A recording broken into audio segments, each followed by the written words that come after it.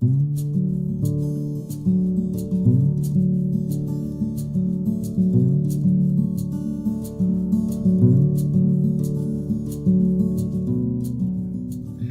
as the project manager, I'm responsible right now for putting the bid together, asking the right questions about what do you mean by this on a drawing, or this is in conflict, what do you want me to do?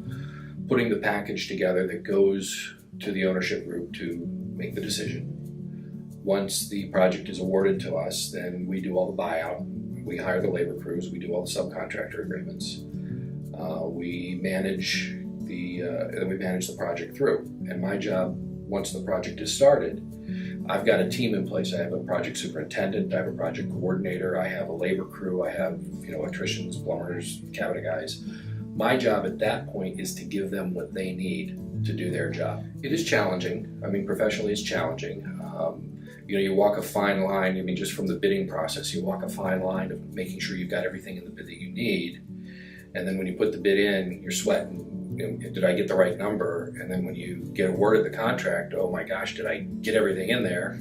And then when you're managing the project through, do you have the right guy running the job? Do you have the right labor crew? You got to keep tabs on it while you're letting other people do their jobs.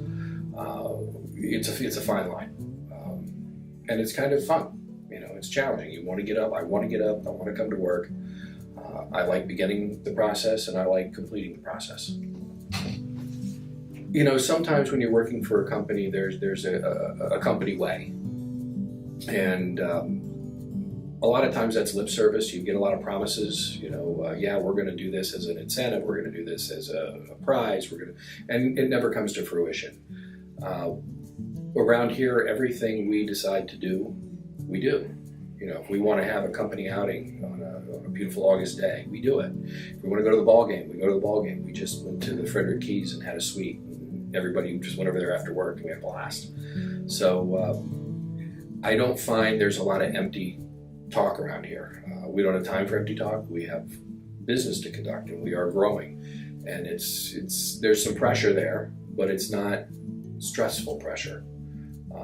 Like I said, you compress and work your tail off for a week, and then you can breathe a little bit, and sometimes you breathe more than that, and then you kind of bust tail for another couple of weeks. It all depends on the cycles of construction.